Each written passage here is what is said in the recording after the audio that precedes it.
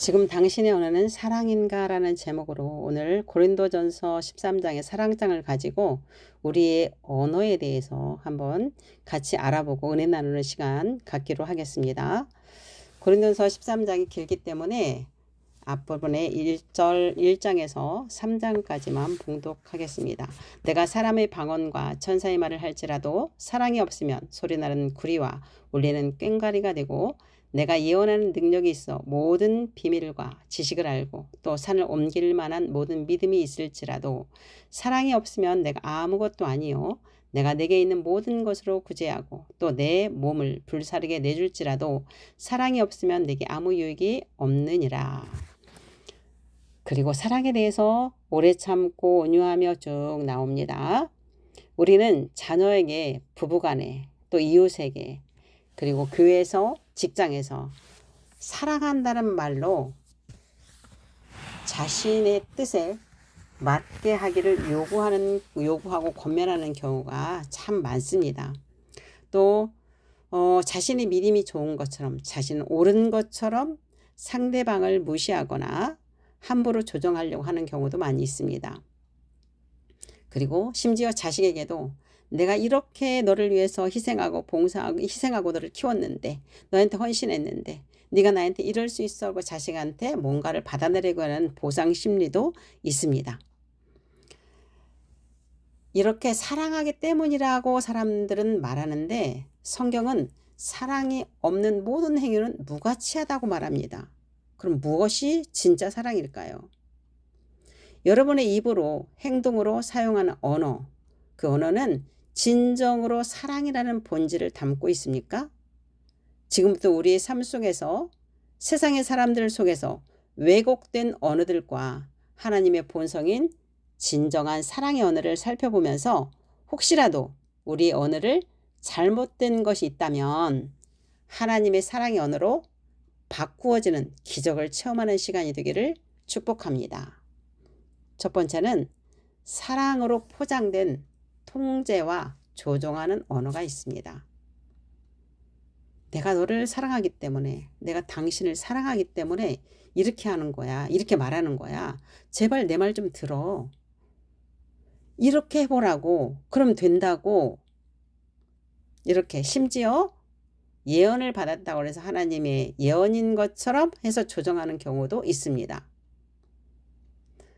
상대방을 통제하고 조종하는 언어 굉장히 많이 있습니다. 이걸 사랑으로 포장하고 있습니다. 여러분들 스스로도, 우리도 그렇게 하지 않아야 되겠지만 세상에는 그런 언어들이 정말 많이 있습니다. 거기에 속지 마십시오.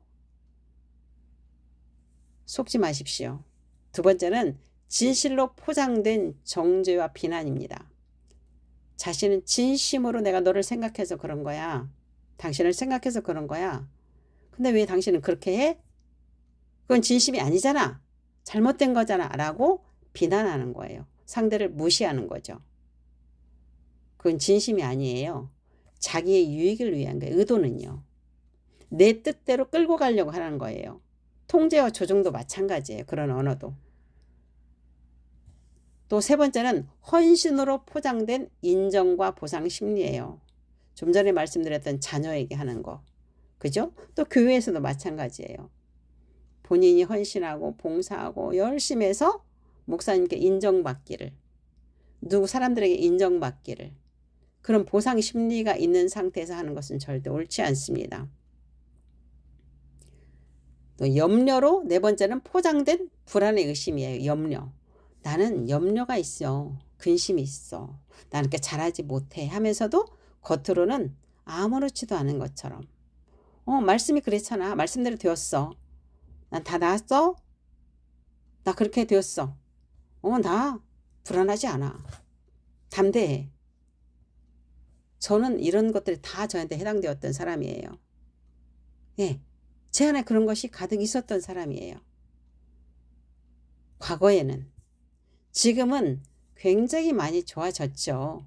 그렇지만 완전히 없다라고 저도 장담 못합니다. 지금도 늘 변화되어가는 과정에 있는 것입니다. 목회자의 입장에서는 정말 조심스러운 언어거든요. 이 언어 한마디 한마디가. 왜냐하면 세상 사람들이 볼 때는, 또 그리스도인들이 볼 때는 선생님, 목회자 이런 입장에 있으면 대단히 도덕적이고 다 잘할 거라고 생각하고 완벽할 거라고 생각하는 그런 경향이 있어요. 근데 똑같은 인간이고 똑같은 실수하고 똑같이 변화되어 가는 과정에 있습니다. 그래서 더 조심스럽고 더 말씀 안에서 살려고 하는 거예요. 이러한 모든 왜곡된 언어의 근본적인 문제는 하나님의 본성이 아닌 자신의 관점에서 시작되었다는 것을 알아야 합니다. 자신의 관점이 뭐죠? 우리가 의도하든 의도하지 않았던, 내가 우리 엄마 밑에 태어난다는 것을 의도해서 태어났습니까? 아니잖아요. 우리 엄마 뱃속에 있을 때 그 환경, 엄마의 언어, 아빠의 언어, 그리고 태어나서 3살까지 내가 의도하지 않고 의식하지 않았지만 주위 사람들로부터 듣는 그 말에 의해서 내 자아가 형성이 되었어요.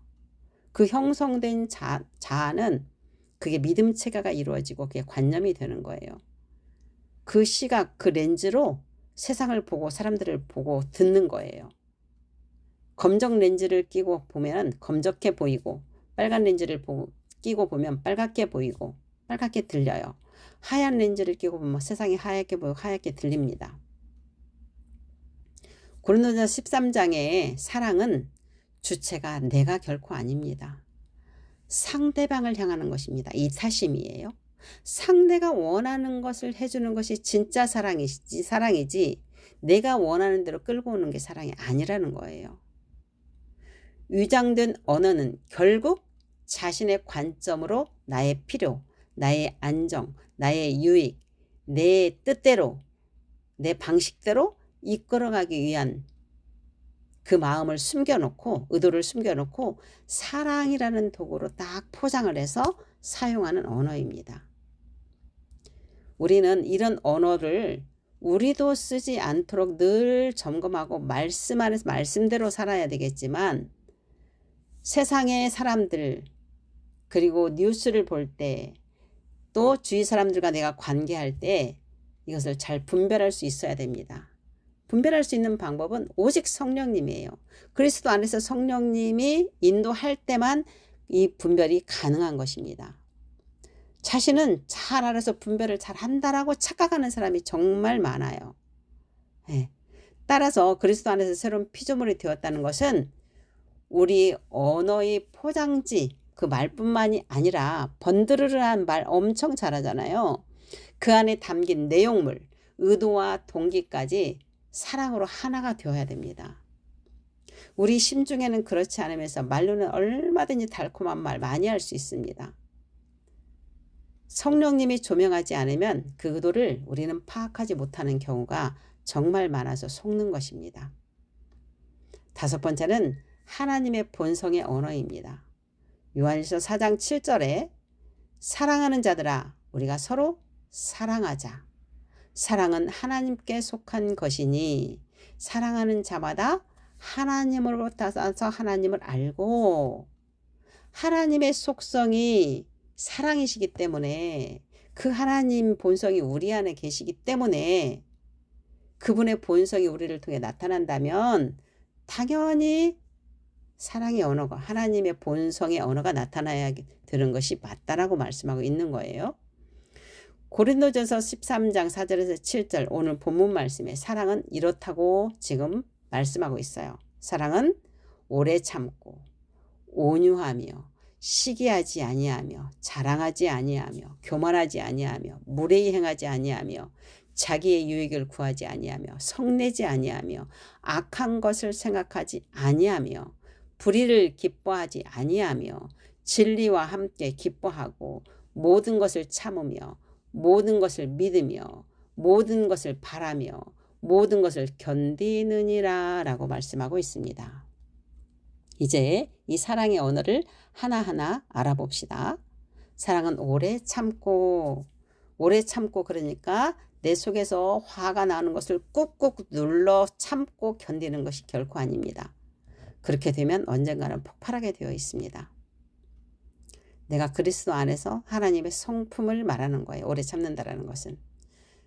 출애굽기 34장 6절에 여호와는 노하기를 더디하시며 이 말이에요. 로마서 2장 4절에 하나님의 인자하심과 오래 참으심이 이 말이에요. 하나님이 지금 인류를 볼 때 얼마나 마음이 아프시겠어요. 얼마나 악한 것이 많고 얼마나 그 우상 섬기는 게 많고 이 인류가 그렇습니까? 그런데 이 인류가 다 주님을 믿고 구원받기를 지금 오래 참고 인내하며 기다리시는 거예요. 하나님이 죄인을 대하시는 방식이에요, 이게. 구약에서는요, 잘못을 했고 우상을 섬기고 그때 즉시 심판이 이루어졌어요. 내가 그런 걸 정말 싫어한다 이라고 말씀을 하세요. 그러니까 지금도 그렇게 하는 사람 하나님이 정말 싫어할 거라고 생각을 해요. 신약에 와서는 그렇지 않아요. 왜 그렇지 않을까요? 예수님을 통해서 믿는 자든 믿지 않는 자든 앞으로 태어날 모든 인류의 죄를 예수님이 다 짊어지시고 가져가셨거든요. 해결하셨거든요. 모든 질병과 가난도 다 해결하셨거든요. 법적으로요. 그렇기 때문에 너희들이 선택해서 예수님을 믿어. 그러면 내가 너를 자녀의 권세를 줄 거야. 내 생명이 네 안에서 너를 통해서 일할 거야. 라고 모든 사람에게 사랑으로 다 열어놓았어요. 그래서 우상을 섬기는 자도 주님이 사랑하시고 기다리고 계시고 살인자도 주님이 사랑하고 기다리고 계시는 거예요. 그게 오래 참는 거예요. 그래서 사랑은 오래 참고 그러는 겁니다. 두 번째, 온유하며 그랬어요. 이 온유는요, 세 가지 뜻이 있는데, 네 가지 뜻이 있는데요. 세 가지. 첫째는 힘이 있지만 절제된 상태예요. 힘이 있으나 통제되고 절제되어서 하나님께 맡겨진 상태. 그러니까 내가 그리스도 밖에 있는 것이 아니라 그리스도 안에서 하나님의 통치 안에 있을 때 가능한 상태를 말하는 거예요. 즉 자기 힘을 자기 뜻대로 쓰지 않고 하나님의 뜻 아래 두는 태도, 말씀 안에 두는 태도예요. 그래서 고대 헬라에서는 길들여진 말을 묘사할 때 쓰기도 했어요. 길들여진 말이 야생매가 막 뛰고 날뛰고 사람 말을 안 듣잖아요. 그 말을 조련사가 훈련을 시켜요. 말을 듣게끔. 그래서 조련사의 말에, 주인의 말에 바로바로 순종할 수 있도록 하는 거. 그것이 바로 온유예요. 우리가 하나님의 말씀에 즉시 순종하는 거. 그게 온유예요. 성격이 부드럽고 소심하고 순수하고 뭐 이런 사람을 온유하다라고 하는 거 그거 아닙니다. 세상에서 말하는 그게 온유가 아닙니다. 성경에서 말하는 온유는. 두 번째 뜻은요. 하나님 앞에서의 태도인데요. 하나님 앞에서 자신을 낮추고 가르침을 잘 받을 수 있는 마음 자세예요. 그게 온유한 마음이에요. 자기 고집을 세우거나 방어적이지 않고요. 어떤 사람은 하나님의 말씀을 이러니까 말씀대로 하세요. 그러면 내 생각에는 그렇지 않은데요. 이렇게 얘기하는 사람이 있어요. 또 어떤 사람은 저런 사람은 그렇게 말하지 않더라고요. 사람들이 그렇지 않더라고요. 자기도 안 하면서. 이렇게 자기를 방어하는 사람도 있어요. 그게 아니라 하나님의 말씀에 반응할 준비가 된 상태. 그게 그리스도 안에 있는 상태잖아요. 그렇죠? 세 번째는요. 관계 속에서 드러나는 온유예요. 사람들과의 관계 속에서. 다른 사람을 대할 때 공격적으로 맞서지 않는 거예요. 누가 상대방을 딱 나를 갖다가 공격하면 나도 같이 탁 공격하는 경우가 많잖아요.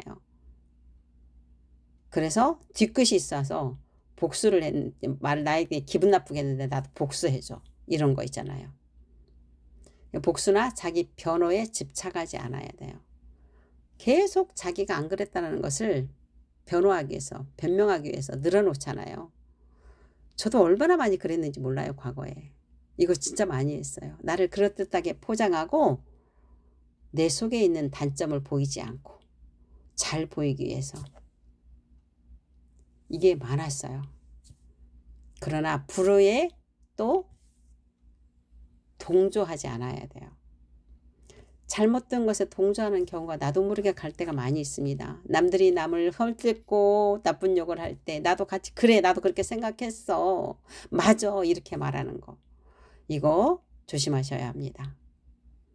또 여러분들도 조심하지만 다른 사람들 그렇게 말할 때도 우리가 분별할 수 있어야 됩니다. 사랑과 진리 안에서의 절제된 언어가 바로 사랑의 언어입니다. 그리스도 안에서 성령님의 인도함 받을 때 가능한 언어들입니다. 마태복음 11장 29절에서 나는 온유하고 겸손하니 예수님께서 하신 말씀입니다. 예수님이 온유하다라는 것은 예수님은 권능이 없어서가 아닙니다. 능력이 있으시고 하나님이시니까 능치 못할 일이 없으신 분이십니다. 그럼에도 불구하고 하나님 아버지의 말씀에 순종하여서 죽기까지 순종을 했습니다. 십자가를 짊어지셨어요. 예수님은 십자가 짊어지고 싶으셨을까요? 그러니까 기도하실 때 그랬잖아요. 할 수만 있거든 옮겨주시라고 하시잖아요. 이 땀이 핏방울처럼 흐르면서 이렇게 하나님께 간구하시잖아요. 그러니까 그 십자가에 못 박히는 걸 얼마나 마음에서는 원치 않았을까요? 그럼에도 불구하고 아버지의 뜻이기 때문에 그 뜻에 따르신 거예요. 순종하신 거예요. 그게 바로 온유입니다. 갈라디아서 5장 23절 성령의 열매는 온유와 절제는 이 같은 것을 금지할 법이 없느니라 그랬어요. 이 온유는 성령께서 맺게 하는 온유, 즉 하나님의 성품이에요. 하나님의 성품이 바로 온유예요. 정리하자면 예수님처럼 사는 삶이 바로 온유인 것입니다. 자기를 비워서 하나님의 능력이 흘러가게 하는 상태가 바로 성경에서 말하는 온유인 것입니다. 그래서 내 생각, 내 감정, 내가 가지고 있는 지식, 내 고집, 아집 다 포기하는 거. 그래서 말씀으로만 말하는 것이 그게 바로 하나님의 성품으로 말하는 것이 하나님 나라의 언어이고 사랑의 언어입니다. 다음에 시기하지 아니하며 그랬습니다. 시기한다라는 것은 모든 사람에게 다 있습니다. 저는 예수님을 믿지 않을 때는 정말 시기 질투가 많았습니다. 우리 옛말에 사돈이 땅 사면 배가 아프다고 그러죠. 정말 배가 아팠어요. 남 잘 되는 것이 그렇지만 나는 그럴듯하게 포장하고 표시는 안 했어요. 내 안에서는 그게 부글부글 했어요. 그리고 또 어떤 잘못된 의식이 있었냐면 내가 너무 힘들게 살았기 때문에 돈 많이 벌고 잘 사는 사람들은 뭔가 부정행위를 해서 저렇게 잘 살 거라고 생각을 했어요. 왜? 나는 아무리 열심히 해도 안 되었거든요. 그런데 하나님을 만나고 그런 마음들이 없어지기 시작했어요. 그런데 훗날 또 하나의 시기심을 발견했어요. 내가 영적인 욕심이 많았거든요. 세상의 욕심은 다 버렸는데 영적인 욕심이 있었어요. 다른 사람들이 하나님을 온전히 만나고 막 잘 되면은 정말 축복한다고 축하한다고 해면서도 내 마음속에서는 왜 나는 저렇게 안 되지? 나는 왜 안 되는 거야? 이런 마음이 있는 거예요. 나는 이것을 영적인 욕심은 좋은 거라고 생각을 했기 때문에 그게 시기 질투라고 생각하지 않았어요. 어느 날 성령님께서 조명해 주셔서 보게 되니까 그게 바로 시기 질투였어요. 그래서 바로 선포했죠. 주님, 내 안에 이런 시기 질투의 것이 있었어요. 나 이거 이 시간 완전히 거절합니다. 버립니다. 지금부터는 하나님 말씀대로만 하겠습니다. 진심으로 축복하겠습니다. 진심으로 축하하겠습니다. 이렇게 하나님도 듣고 마귀도 듣고 나도 들을 수 있도록 크게 소리를 쳤어요. 그러고 나니까 없어지기 시작했어요. 한 번에 없어졌을까요? 아닙니다. 또 올라오고 또 올라오고 할 때마다 이제는 알았기 때문에 자기를 부인하고 자기 십자가에 지면서 그리스도 안에서 다시 들어가고 하지 않았습니다. 정말 감사한 일이죠. 성령님이 아니시면 이렇게 할 수 없습니다. 자랑하지 아니하며 자꾸 자기를 자랑해요. 내가 이렇게 말씀을 많이 통독했더니 내가 이렇게 기도를 많이 했더니 근데 왜 당신은 그렇게 기도하지 않고 말씀 읽지 않냐? 이렇게 하는 경우. 그리고 정말 어려운 사람 앞에서 자기는 잘 됐다고 자랑하는 경우. 이거 정말 하지 말아야 됩니다. 교만하지 아니하며. 교만한 사람이 있어요. 자기는 정말 다 아는 것처럼. 근데 항상 다른 사람이 못해. 그리고 무시해. 무례히 행하는 거예요. 있어요.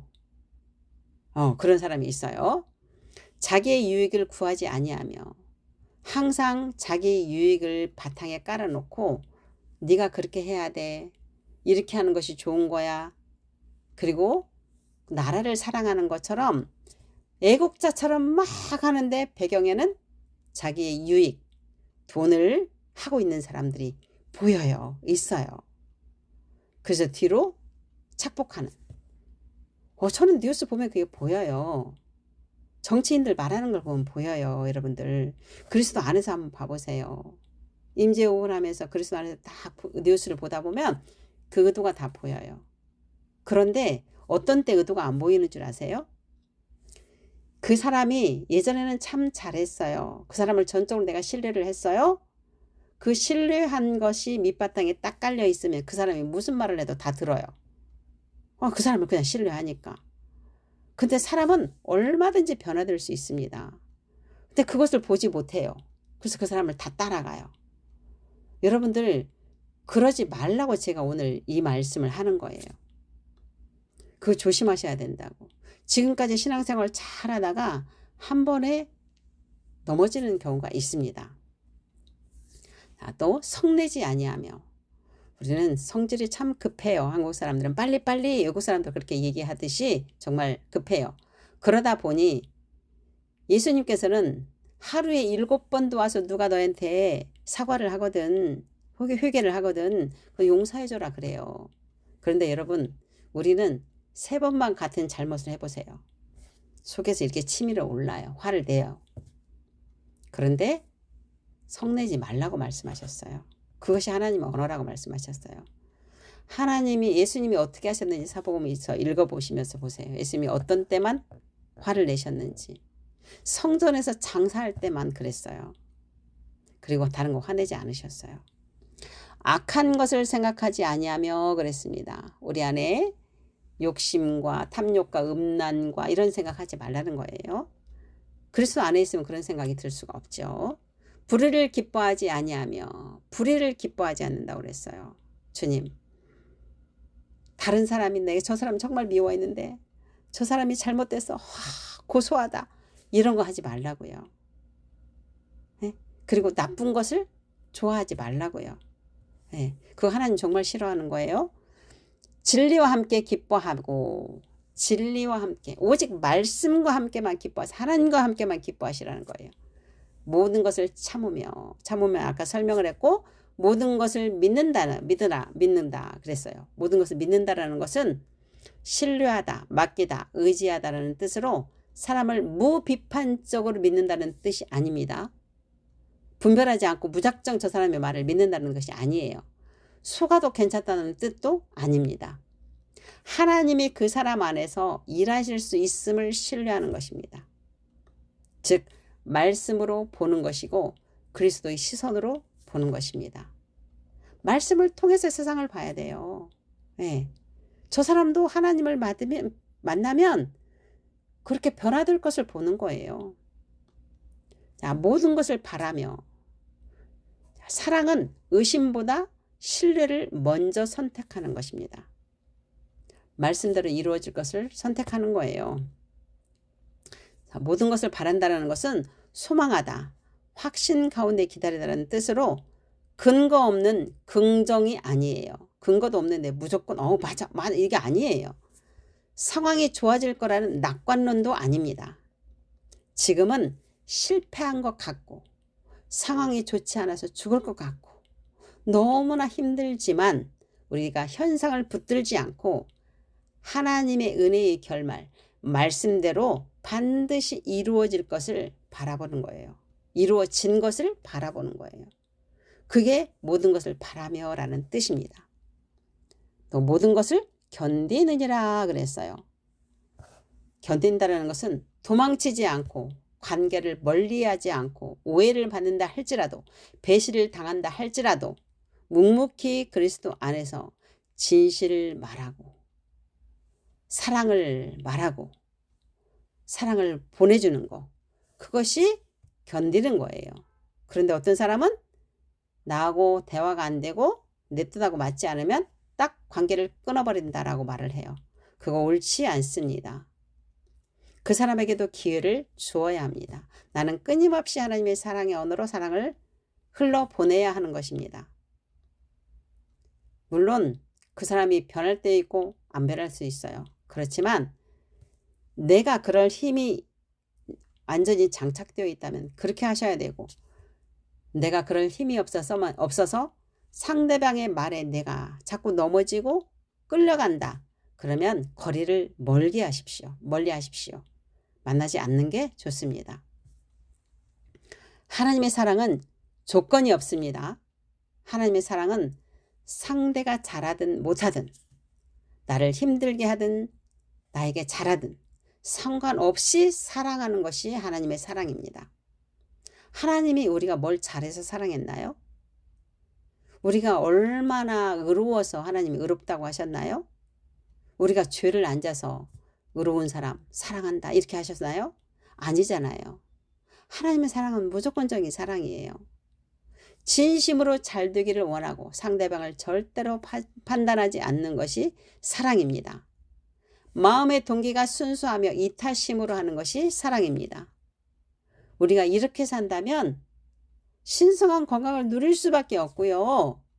우리의 일이 걱정할 일이 하나도 없어요. 하나님이 이끄실 것이기 때문입니다. 우리의 말과 행동은 하나님께로부터 태어났음을 증명하는 사랑의 증거가 되는 것입니다. 6번째는 바리새인의 열심과 사랑이 없음에 대해서 한번 알아보겠습니다. 성경에 근거한 거. 바리새인들은 율법에 대한 열심과 지식은 엄청 있었죠. 그러나 그들의 언어는 정죄와 판단으로 가득했습니다.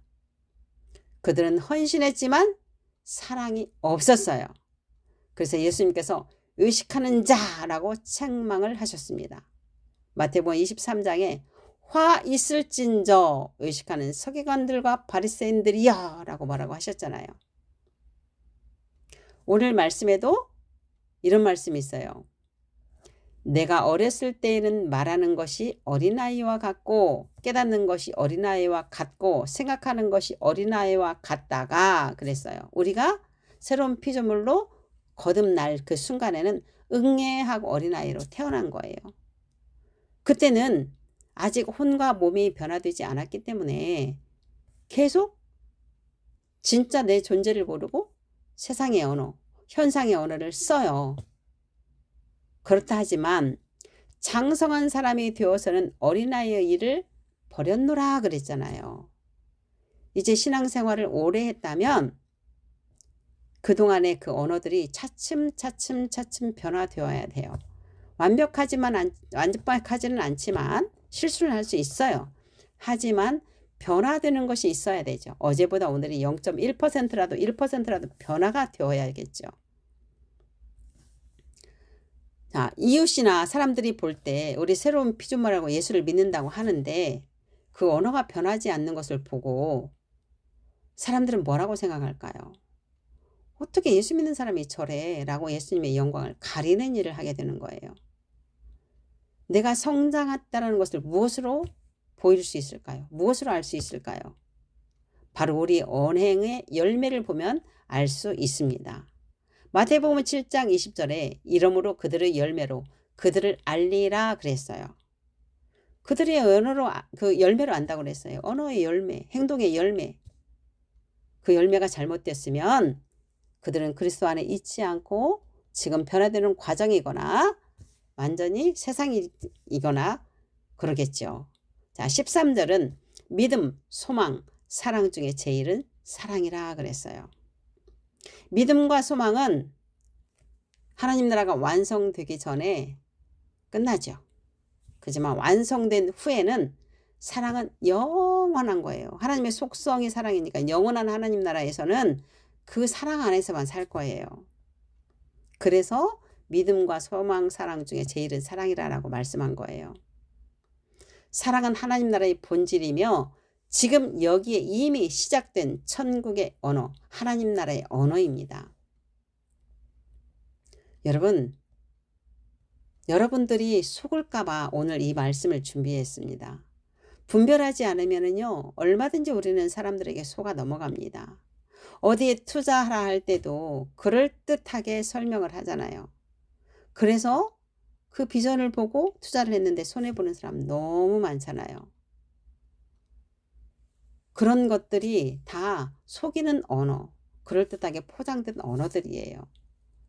여러분들이 삶에서 이런 언어에 속지 않으셨으면 좋겠어요. 오늘 말씀을 또 읽고 또 읽고 하면서 분별하는 여러분들이 되기를 축복합니다. 사랑하는 하누리 가족 여러분, 우리의 모든 말과 행동이 소리나는 꽹과리가 되지 않고 하나님의 본성인 사람의 속성, 사랑의 속성, 즉 오래 참고 온유하고 시기하지 않고 무례히 행하지 않고 자기 유익을 구하지 않고 악한 것을 생각하지 않고 불의를 기뻐하지 않고 성내지 않고 모든 것을 참고 모든 것을 믿고 모든 것을 바라는 언어, 그 언어를 담아내는 참된 사랑의 언어를 사용하시기를 축원합니다. 여러분, 그동안 사용한 언어, 말과 행동 중에 자신의 유익을 구하기 위해 사랑으로 포장했던 적은 없으십니까? 언어의 동기가 잘못되었던 것은 무엇이었을까요? 찾으셨나요? 그 대상은 누구였습니까? 여러분 안에 있는 하나님의 본성을 따라서 지금 당장 오래 참고 온유하며 시기하지 아니하며 그 사랑의 언어, 그 말해야 할 대상은 누구입니까? 말씀을 들으면서 생각나고 찾으셨을 거라고 생각합니다. 그것을 잠시 후에 나누겠습니다. 듣기만 하고 실천하지 않는 자가 되지 말고 하나님의 본성의 언어, 하나님 나라의 언어는 그리스도 안에 있을 때 할 수 있는 언어입니다. 모두가 그리스도 안에서 주님의 성품으로 하나님 나라의 언어를 통해 주님을 나타내는 하누리 가족이 되기를 축복합니다. 아멘.